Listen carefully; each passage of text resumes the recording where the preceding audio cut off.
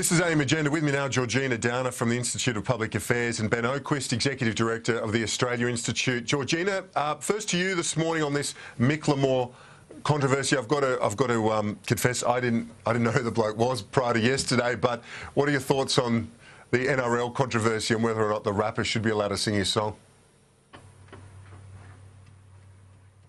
Heard of Macklemore either. I just think politics should be kept out of the footy.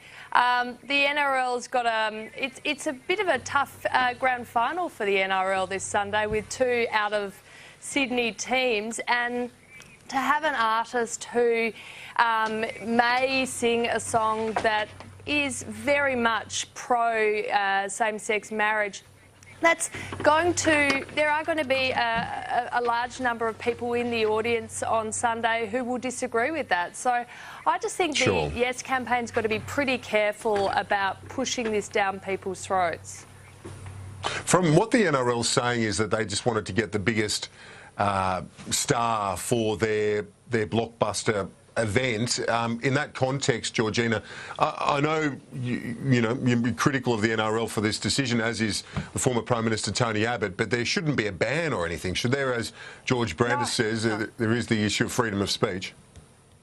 Yeah, I'm not. I think a ban would be a terrible idea. The NRL is entitled to select whatever artist it wants, but I would have thought when you were thinking about the message you're sending to your audience or the supporters out there, the NRL should be focused on making sure that the final is something that everyone can enjoy and doesn't bring in political issues. I think it's just it's unwise for them to be getting in someone who does have strong political views and is quite clearly, from the interviews Macklemore was doing in the United States, he's going to be coming into Australia with a sort of quite an aggressive campaign to push forward those views. Yeah, well, I think a lot of people, Ben Oquist, would agree with Georgina's assessment on that. Certainly Peter Dutton did. Scott Morrison was very much of that view yesterday as well.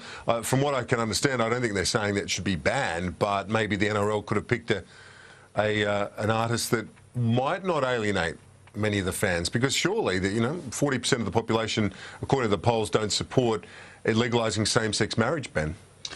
I think less than 40% of the population won't enjoy that song. It's a great song. People are going to enjoy it. With the Prime Minister and the Attorney General, get over it, lighten up a bit. It's a song. It's a free country, free speech. Let them rip. I mean, I think the no side is turning themselves into the hypocrisy campaign. Well, we want free speech, except when it's a really nice song that the NRL wants to put on. We don't want text messages. Except when it's our own robocalls to millions of punters, as Corey Bernardi wants to do. We want religious freedom. We don't want religious people being discriminated against, yet it's okay to have gay people discriminated against. I think that the no side, you couldn't make some of this stuff up, really. I think that the arguments from the no camp are all over the place. And I think most people are going to enjoy this song as they've been enjoying listening to it on Spotify or on the radio, and they'll enjoy it at the Rugby League. Yeah, well, it's going to be a first for me to have a listen to this song, I've got to admit. Let's move on now to the energy issues.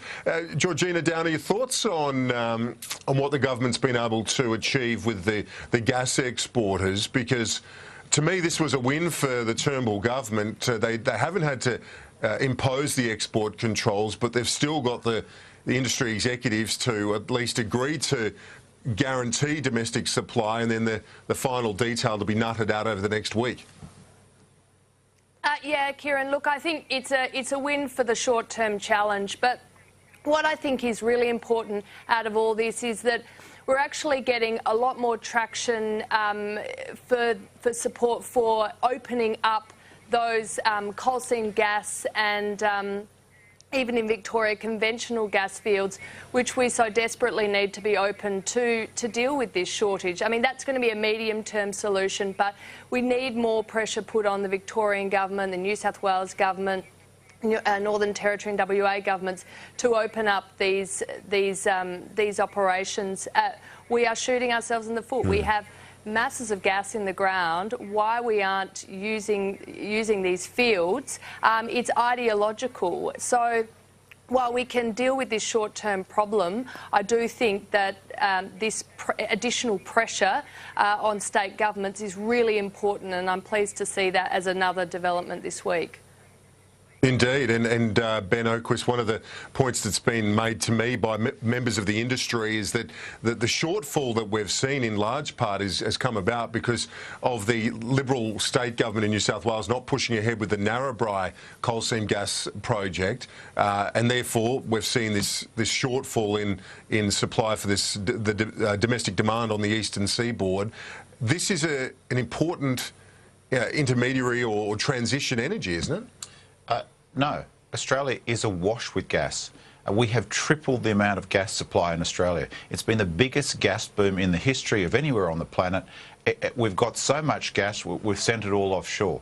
That is the reality. It is a total, deliberate distraction to be beating up on communities that wanted to protect their groundwater, their farming lands, like those in Narrabri, to suggest they are responsible for the gas shortage. I mean, good on the Prime Minister, good on the government that they've kind of eaten humble pie, if you like, and intervened into the gas market and said that free trade is not the answer. We've got to restrict our gas supply so that we can have some of it for Australia. Given it's so abundant in this country, why not have the exports and the export income as well as the domestic supply? That's the point. Well, we've tripled it. Should we quadruple it? Should we times it by 10? The reality with coal falling out of favour, why not? It's cleaner.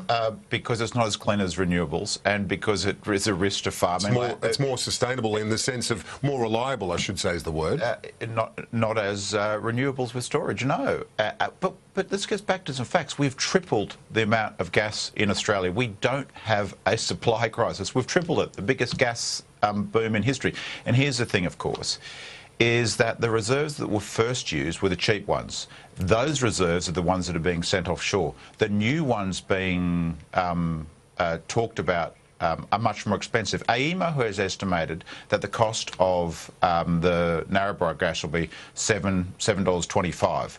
It's a lot cheaper than now.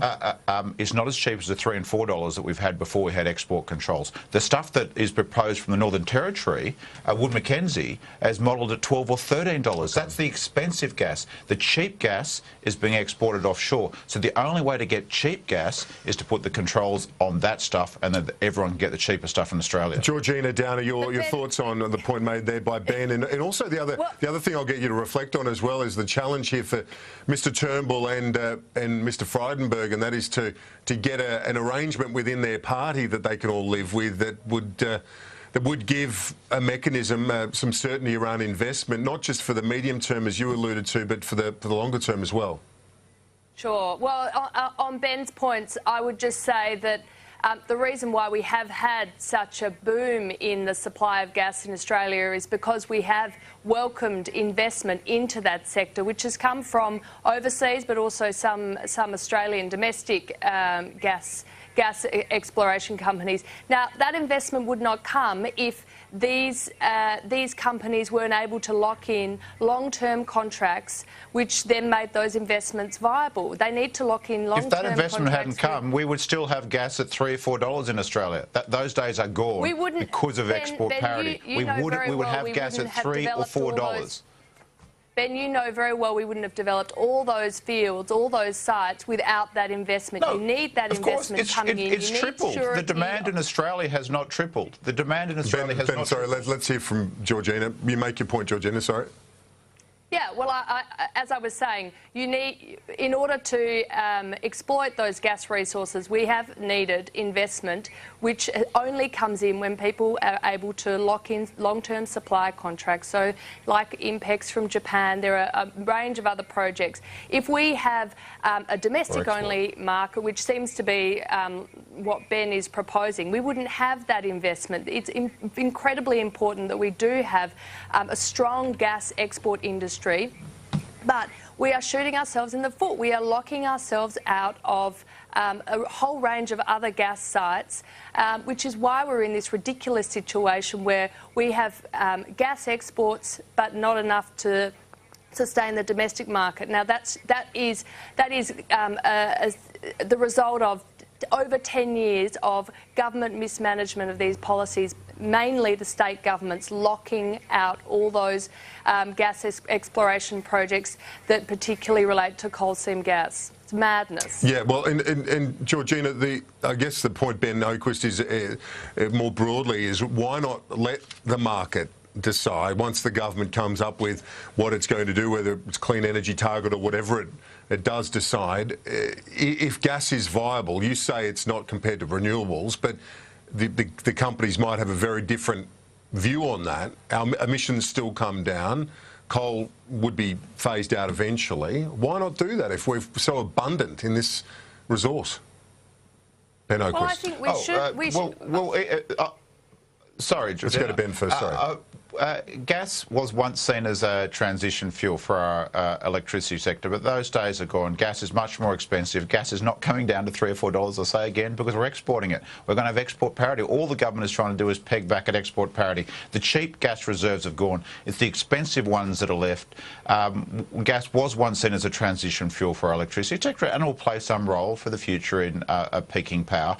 But renewables has come down in price. We've got a market mechanism like a clean energy target. If we put one in place that was well designed and fair and ambitious, you would see renewables come on even more cheaply, as investment would come into that at a greater rate because it would know for certain where policy was heading in the future. And that is the problem with our electricity sector. There isn't the investment signal for those long-term assets. Georgina, if we put something in, we could get to renewables faster with storage. It would be reliable. Georgina, can that be achieved by Turnbull and Frydenberg, though, this market mechanism of sorts, some sort of signal for the market in terms of investment, whatever they call it? I'm not sure what they'll come up with, but can they get a compromise through the Liberal Party and the coalition more broadly, importantly, by the end of the year? I think there's a lot of concern amongst the backbench, and I know the grassroots membership of the Liberal Party that we have poured, and we will have poured by 2030 $60 billion into renewable energy to subsidise that industry. If it is so cheap as Ben advocates, then why do we need to keep pouring enormous subsidies into this industry, which is actually putting reliable coal-fired generators out of business because they are not subsidised. They're being pushed out of the market. And what we're seeing is this, again, ridiculous scenario where we've got unaffordable and unreliable power. We're facing a summer of blackouts. I think it would be unconscionable for the government and the Labor Party, by the way, to oversee policies that put us on a continued trajectory to unaffordable power and unreliable power. We've got to find a way through this where we use the natural resources that we are so lucky to have here in Australia to provide families and businesses with and education, absolutely. to build smart technology. I have absolutely no problem with renewables, but I have a problem with renewable subsidies that are putting other forms of electricity generation, power generation, out of business. I think that is madness. Well, one thing I guess the one thing we can agree on, that pouring hundreds of millions of dollars into or making AGL keep an ageing coal-fired power plant that at the end of its life, that failed in the blackouts on February 10 because it's old and coal fails in the heat. We can agree that the single most stupid policy to put forward at this stage would be making AGL keep a 50-year-old clunker going when they want to move to gas, storage, renewables at a cheaper cost, at a way that was better able to deal with Australia's peak load problem. We don't have a base load problem. Coal doesn't suit the hot days when we need sudden new energy. Okay. The one thing we could all agree on that would be the single. Well, let's see, because it's not, as the government's pointed out, the AGL's not always looking at the broader electorate's best interests, you'd have to say, as opposed to their shareholders and You know, that's the argument that's made, and it's up to the company to reassure not just the government, the rest of us as well, that they've got the broader supply interests in mind as well. Let's wrap up there.